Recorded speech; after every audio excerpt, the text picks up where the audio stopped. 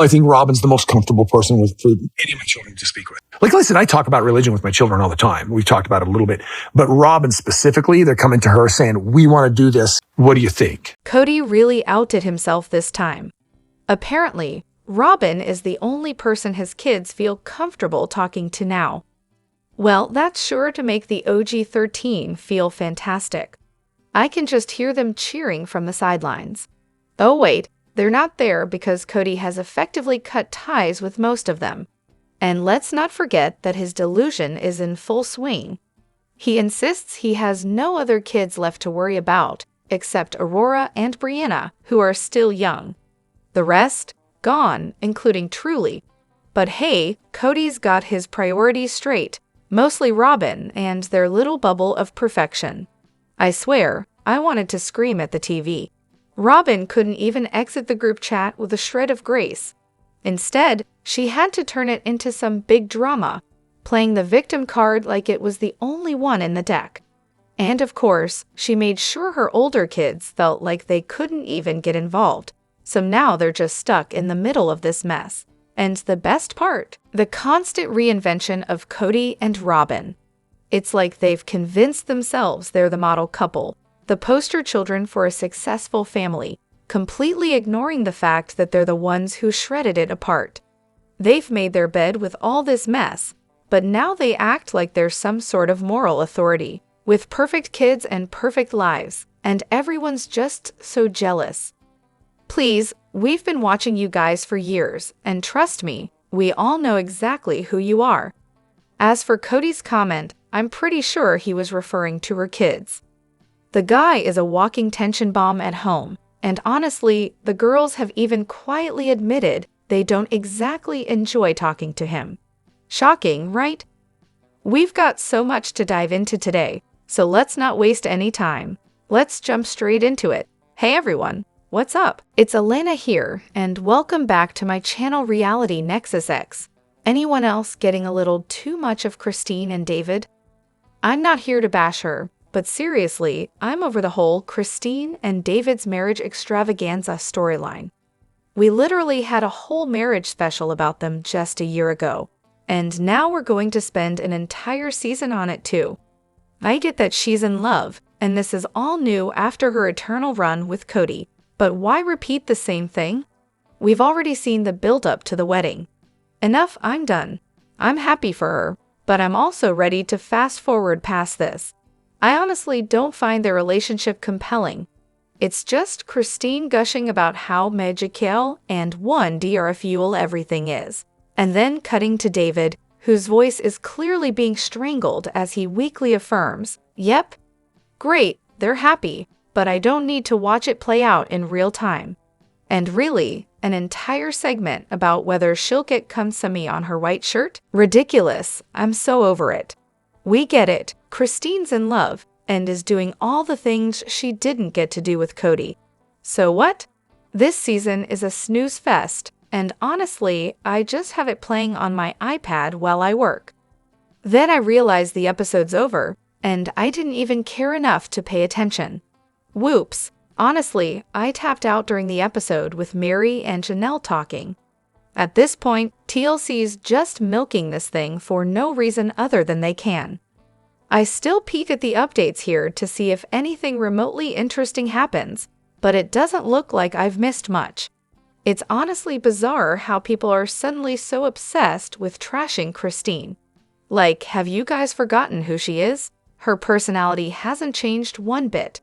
She's always been pretty upfront about who she is and what she wants, and yeah, she's super extroverted, sometimes to the point of being a bit childish. It was honestly on full display the whole time she was on the show, but somehow that's a problem now. People are acting like she's some sort of villain for how she interacts with David, for marrying him so quickly, for not having a perfect relationship with Miri, and even for literally anything that happens off-screen. And let's talk about the funeral drama, shall we? People are losing their minds because Christine didn't go to Mary's mom's funeral. Newsflash, we don't even know if she had a relationship with her. But sure, let's all jump to conclusions and make it a thing. The other favorite hobby is diagnosing Truly and criticizing her parenting. It's like, can we not? It's honestly bizarre. But here's the thing. Christine must be a likable person in real life, because all of her kids have strong, healthy relationships with her. Janelle's her best friend, she's got a whole circle of friends, and even her extended family seems to adore her. She's even encouraging her kids to have relationships with Kody. The only one who seems to have a problem with her is, drumroll, Kody. So seriously, what's the deal with all the hate? People are so fickle. First they hated Meri, then they loved her, and now they're doing the same thing with Christine. Not too long ago, this sub was obsessed with saying Christine was raising Janelle's kids. It's like every few months there's a new trend to latch onto, and right now it's Christine. It's honestly exhausting, but I guess this too shall pass. What really throws me off is how extreme the pendulum swings. I've never liked Meri, and that hasn't changed. I've always been suspicious of Robyn, and that's still true. I've always thought Janelle was a little aloof but cool, and that opinion hasn't budged. I liked Christine the most, but her personality is way too much for me. I'm an introvert, sorry. So it's not like I don't get where some people are coming from. But my core opinions about these wives, still rock solid. Kody, he was tolerable for like 5 minutes.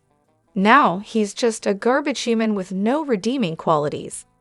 The sheer amount of hate directed at Christine is completely out of proportion.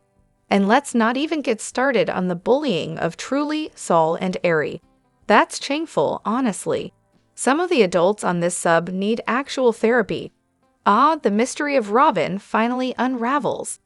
I watched the live taping from the AUB prophet's daughter and her husband on the last episode, and let me tell you, they really shed some light on Robyn's behavior.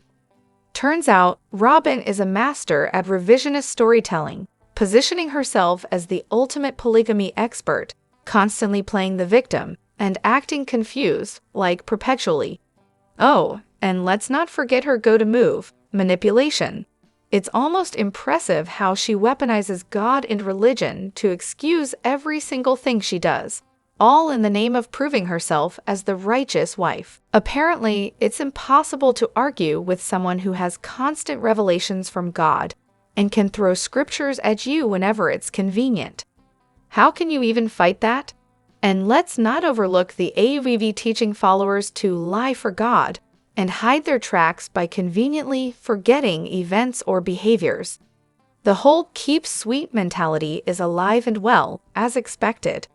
The video was honestly a goldmine. It even helped explain Kody's behavior and his so-called righteous anger. It also gives some much-needed context for why the original 3 wives were singing a different tune about polygamy during the first 14 seasons. It's definitely a must-watch. On top of that, it seems like Kody, Robyn, and all the ex-wives are aware of these videos and have even watched a few of them. The hostess straight up said she doesn't care one bit about their opinions on the commentary. Love the confidence. Oh, and is this notes to self 444? I've read some of their stuff before, and it's so good. If it's the same group, I'm all in. Now, here's the one thing I was really hoping to get clarity on. Why is Meri so condescending about how Christine and Janelle handled their divorces? Like throwing snarky remarks about their choices, when she's over there spilling tea herself and letting her friends do the same. Meri's not exactly known for taking the high road, especially with her own snarky social media posts. So what's the deal with her talking about the high road while dishing out her own drama? If an interviewer asks Janelle and Christine a direct question, why shouldn't they drop their truth bombs? I'm honestly at my breaking point with Christine and her endless "when I married Kody" speeches. Every single time, it's the same thing. When I got married to Kody, we didn't have a reception. When I got married to Kody, we didn't have a cake. When I got married to Kody, we had a basic dinner and that was it. When I got married to Kody, my mom made my wedding dress, but she couldn't even be there. It's like she's on a loop. If I hear that phrase one more time, I swear I'll lose it. And don't even get me started on the production team constantly asking her to rehash her wedding to Kody.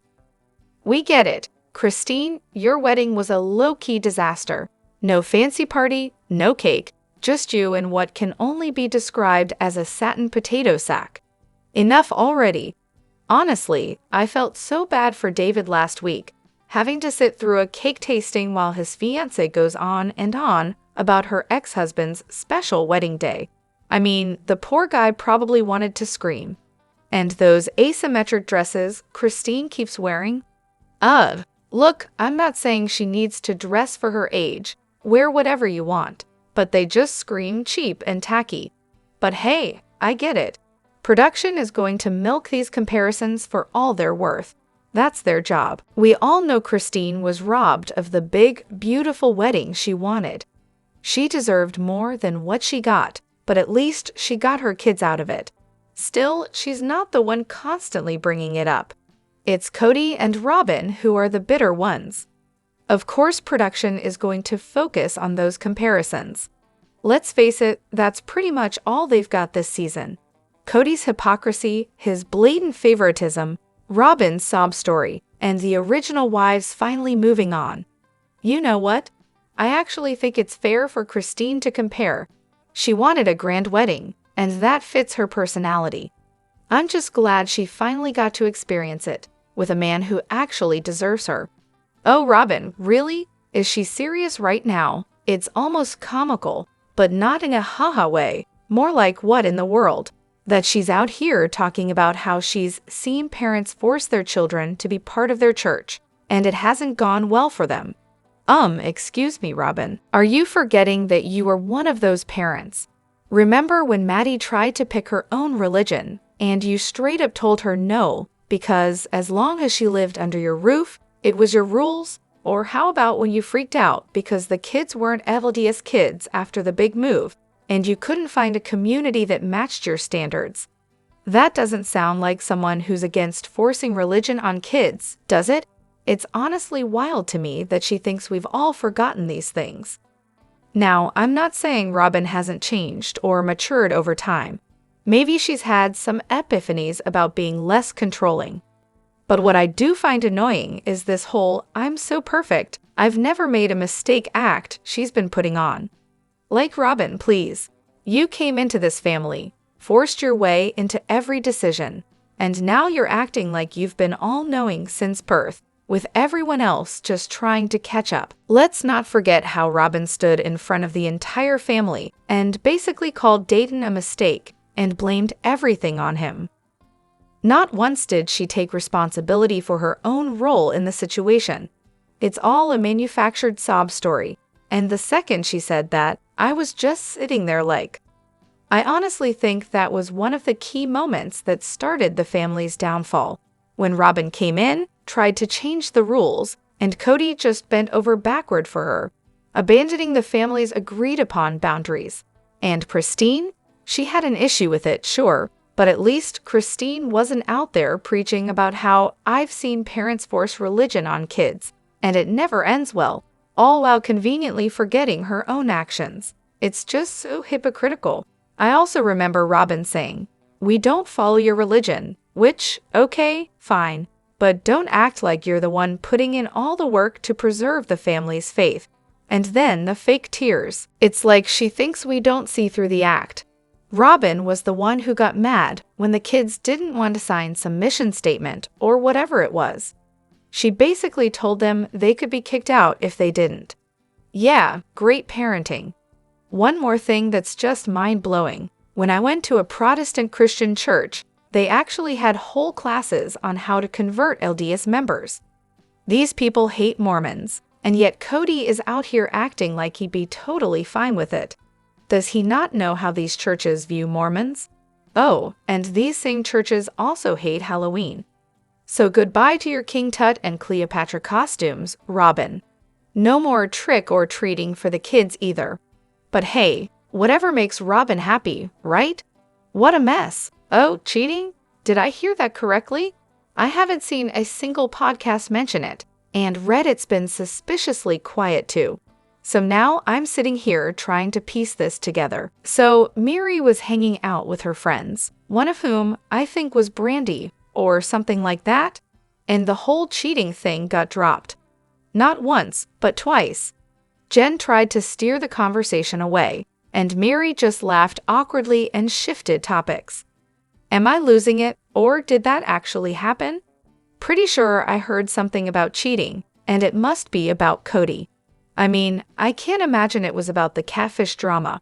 Mary and Jen definitely weren't trying to go there. Did anyone else catch that? Because I'm kind of dying to know what's going on.